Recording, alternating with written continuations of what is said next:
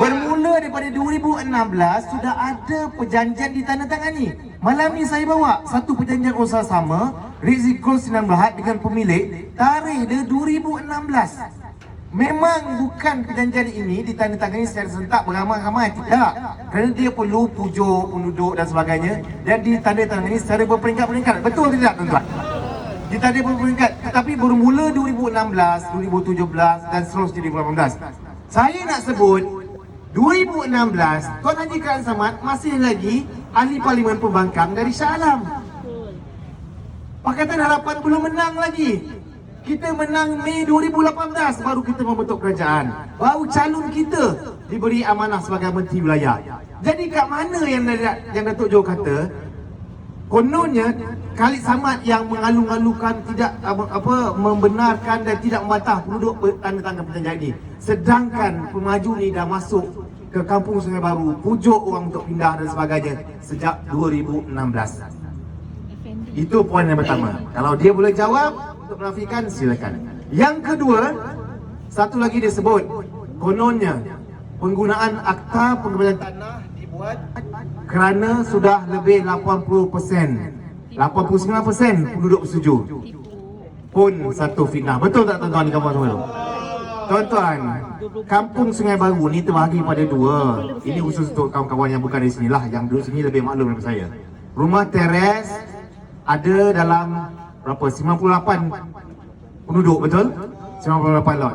Kemudian rumah blok ataupun rumah flat ada 7 blok, 264 kalau tak silap saya. 192 bersetuju untuk rumah flat, 27 rumah penghuni rumah teres bersetuju. Jumlah ni saja tuan-tuan baru 66%. Ada 34% lagi yang tak setuju. Dan majoriti yang setuju ini adalah penduduk-penduduk kawan-kawan kita di rumah flat. Kalau kamu nak justify, nak beri justifikasi untuk guna akta pengambilan tanah, kamu kena lihat keseluruhan penduduk. Kerana rumah flat ini keluasannya sekitar 3 ekar saja. Kawan-kawan kita yang duduk di rumah teres ni keluasan dia hampir 6 ekar. Betul tak tuan-tuan? Tak munasabah kamu nak ambil persetujuan mereka yang duduk rumah flat yang berserata ini, kamu nak bandingkan dengan orang yang duduk landed properties, landed rumah teres yang keluasannya 2 kali ganda daripada rumah flat. Betul tak? Jadi tak munasabah. Dia kata 89% setuju. Sebenarnya tidak tuan-tuan. Kalau majoriti setuju pun ialah rumah flat. Baiklah, katakanlah kita bagi andaian, katakanlah dia betul 89% dan itu justified dia, beri justifikasi untuk diguna akta pengambilan tanah. Tuan-tuan, saya nak sebut sini, Tuan Haji Khalid dia tanya saya, betul ke ada sebut 80%, 90% baru kamu boleh guna? Saya nak sebut, akta pengambilan tanah ni dia tak sebut pun tentang persen ni tuan-tuan. Dia tak sebut pun kalau dah setuju 50%, dah setuju 60%, dah 70% kamu boleh guna. Tidak. Carilah daripada form cover to cover akta pengambilan tanah 1960 ni, tak sebut pun kena dapat persetujuan berapa persen penduduk. Tidak.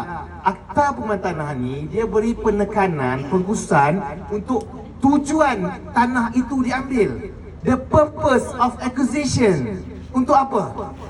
Untuk kegunaan awam. Contohnya kalau kita nak ambil untuk bina hospital, buat sekolah, lebarkan jalan, ada di Kampung Baru yang kita ambil tanah untuk buat highway dan sebagainya. Tujuan awam atau untuk tujuan pembangunan sosioekonomi. Dia tak boleh ambil semata-mata untuk memuaskan nafsu pemaju swasta untuk projek komersial. Tak boleh. Ismail Sabri tuan-tuan, kalau tuan-tuan masih ingat, ini semua yang dicakap hari ini kena kepada kepala negeri sendiri. Ismail Sabri dalam parlimen waktu dia UMNO jadi pembangkang. Saya rasa dia ketua pembangkang masa tu. Bila timbul Khalid Samad mencadangkan program pembangunan semula Kampung Baru dan sebagainya, dia sebut apa? Jangan guna akta pengambilan tanah untuk menghalau orang Kampung Baru. Sedangkan kita tak sebut pun. Khalid Samad tadi dah cakap, kita tak sebut sepatah pun kita nak guna akta keramat ni. Ismail Sabri dah bagi amaran lebih kurang 3-4 tahun lalu di parlimen. Tuan-tuan, akta pengambilan tanah ni satu lagi Datuk Johor sebut digunakan dan dibenarkan pada zaman PH. Ini satu lagi fitnah yang saya kena jawab malam ni.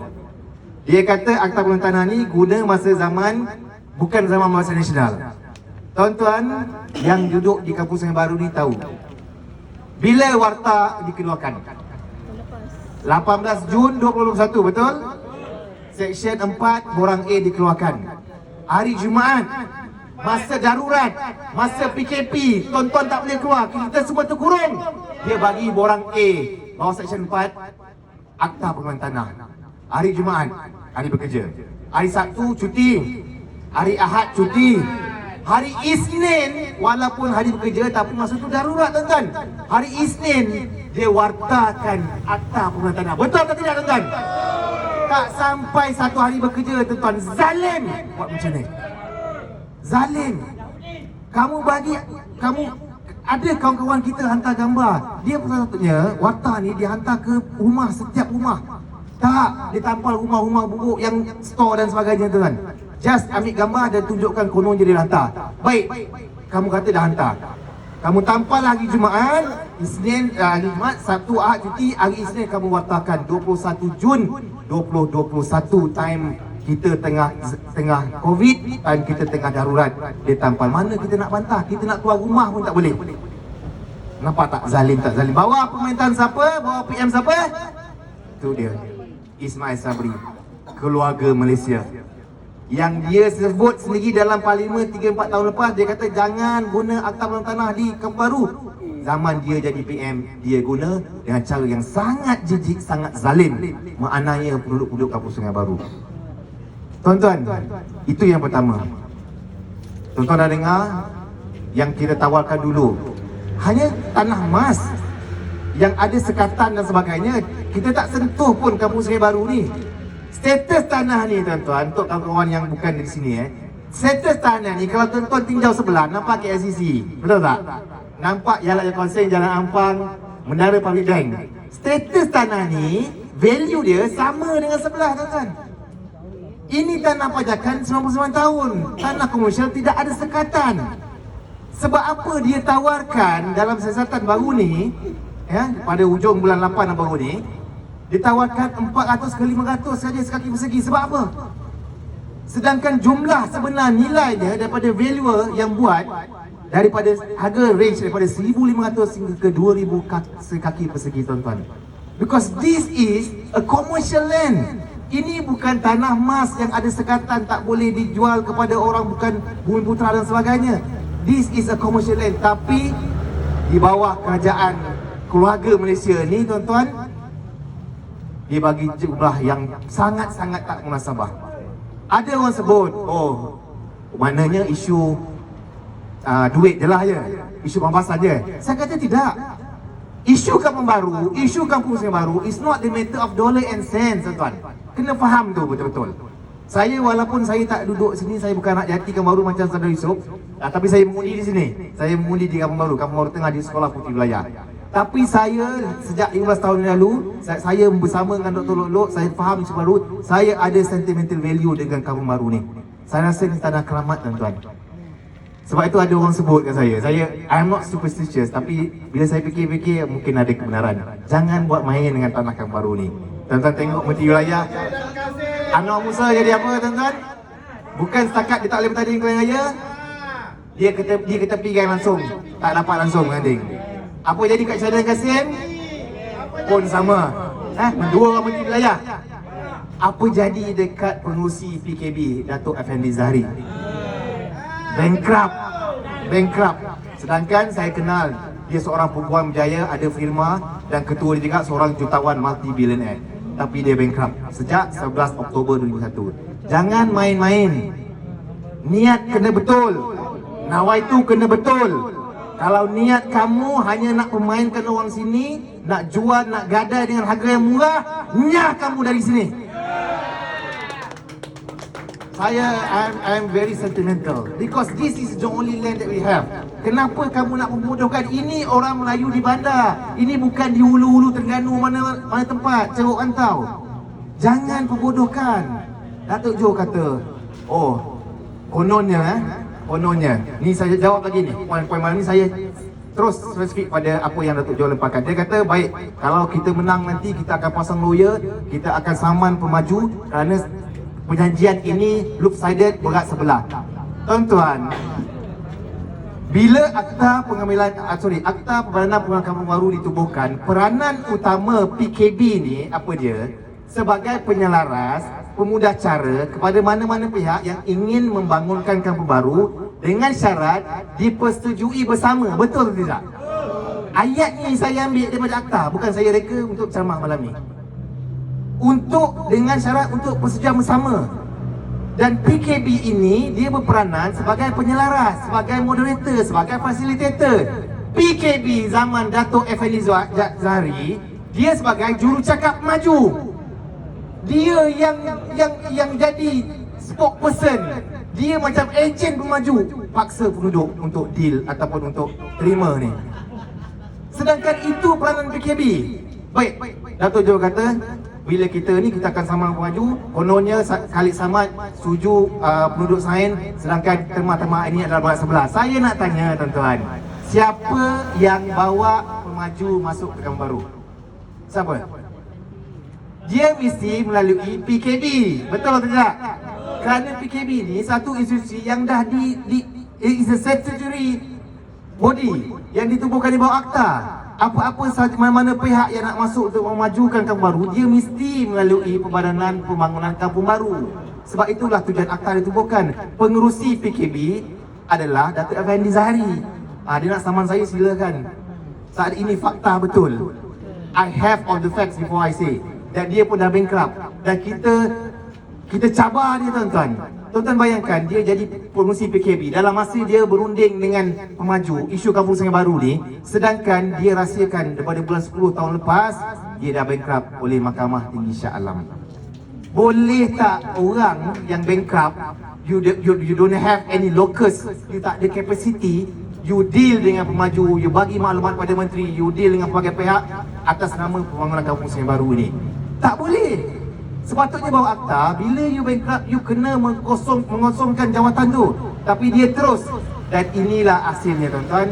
Akhirnya Akta Pengurangan Tanah dikenakan kepada semua penduduk. Zalim, tuan-tuan, zalim. Pengerusi PKB tak layak kerana dah bankrupt.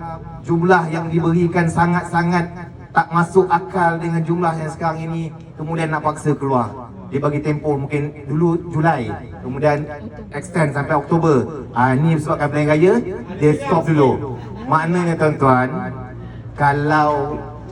kalaulah menang Barisan Nasional, na'udzubillah, tuan-tuan, saya tak tahu macam mana nasib kita.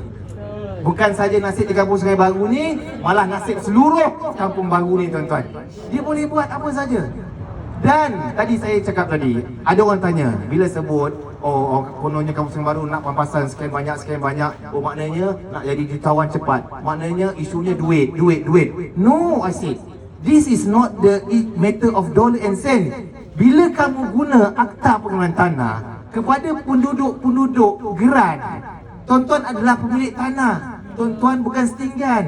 Tuan-tuan patut dilayan sebagai pemilik tanah yang sah. Dalam geran ada nama tuan-tuan. Bila Akta Pengurangan Tanah digunakan kepada pemilik tanah yang sah berdaftar untuk keluar kerana pemaju rasa penduduk tak setuju, kita gunakan Akta, maknanya, tuan-tuan, ini adalah satu very bad precedent.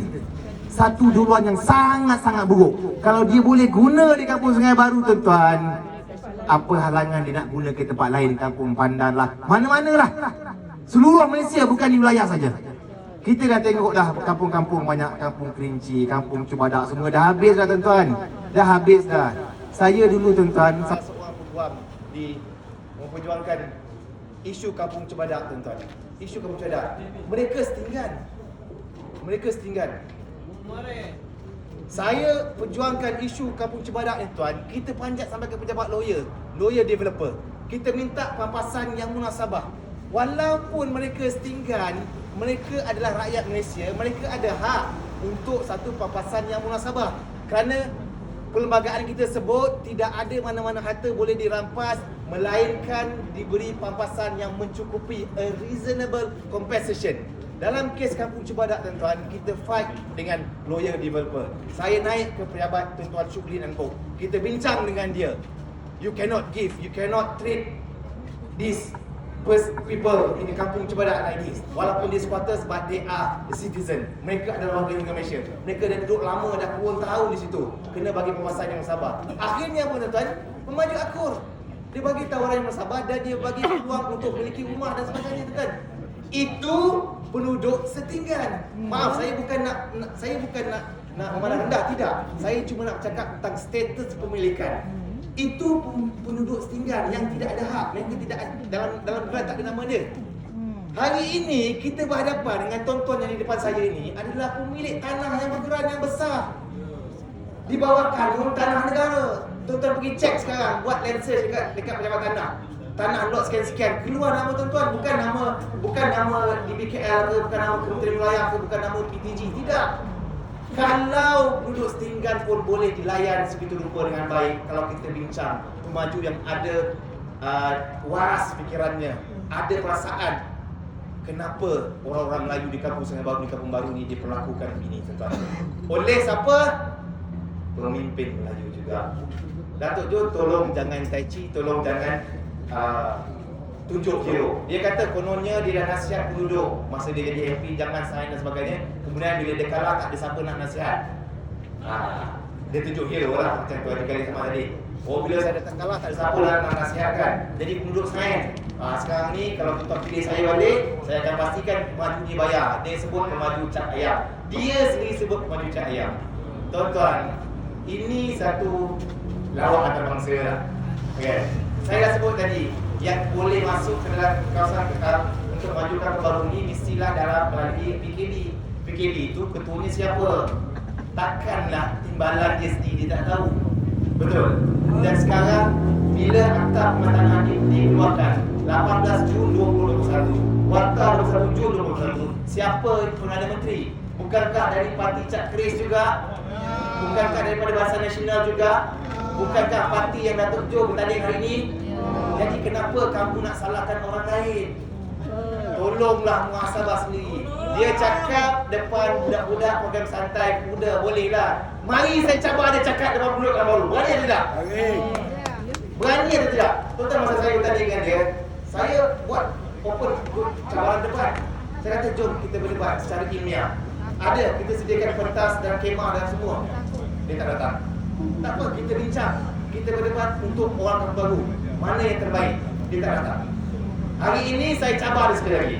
Apa yang disebut depan anak-anak muda yang mungkin, saya bukan nak merendahkanlah, mungkin tak tahu, tak faham apa kisah sebenar, fakta sebenar. Apa yang disebut depan wartawan yang interview masa dia buat walkabout kita yang baru ni, saya cabar Datuk Jo sebut di hadapan penduduk kampung baru, baru. Berani atau tidak? Dan baru kamu tahu yang mana benar, yang mana palsu. Jangan jadi hero tak tempat-tempat.